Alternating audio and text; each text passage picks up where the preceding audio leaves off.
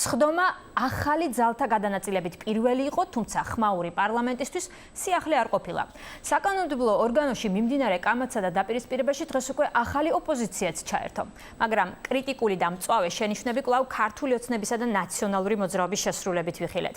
კამათი სხდომის დაწყებამდე დაიწყო და ასე კამათი თითქმის ყველა მიმდინარე თემას დეპუტატები უკვე სხდომათა დარბაზში შეეხნენ.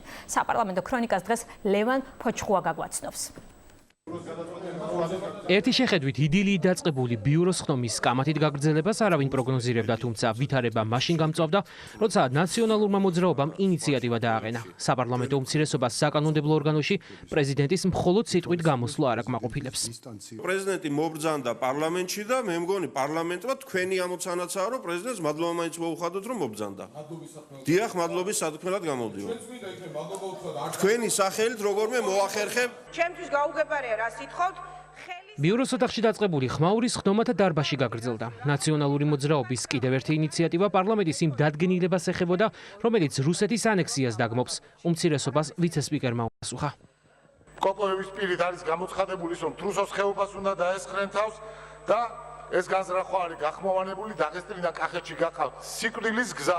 რას აკეთებს ამ დროს საქართველოს მთავრობა? პროცედურა დაწყებულია და რა თქმა უნდა აღნიშნული პროცედურის დაცვით პარლამენტი იხილავს აღნიშნულ საკითხს. ვნებათა ხელვის შედარებით ჩაცხრობის შემდეგ საპარლამენტო ტრიბუნა ისევ უმცირესობის წევრებმა დაიკავეს. რეგლამენტით გათვალისწინებული დრო კი საქართველოს ხელისუფლების კრიტიკას დაუთმეს.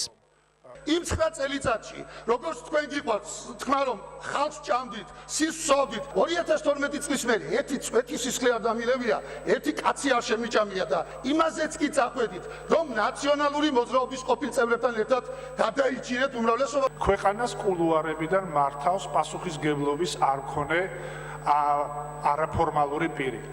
ამ მოვლენებზე ქვეყანაში და ამ დარბაზშიც აღარ საუბრობს მხოლოდ ნაციონალური მოძრაობა. მართველი პარტია უარყოფს ოპონენტების ეჭვებს ქვეყნის საგარეო კურსიდან გადახვევაზე და უნდობლობას ნაციონალური მოძრაობის 9 წლიან მმართველობას უცხადებს. არა მარტო ანექსიას არა, არამედ ოკუპაციასაც არა.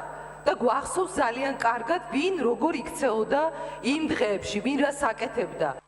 კოალიციის რიგები დატოვეს, თუმცა ძირითადი იდეალების მიმართ მათი ხედვები უცვლელი რჩება. ირაკლი ჩიქოვანმა კოლეგებს დღეს პირველად ახალი ოპოზიციის სტატუსით მიმართა.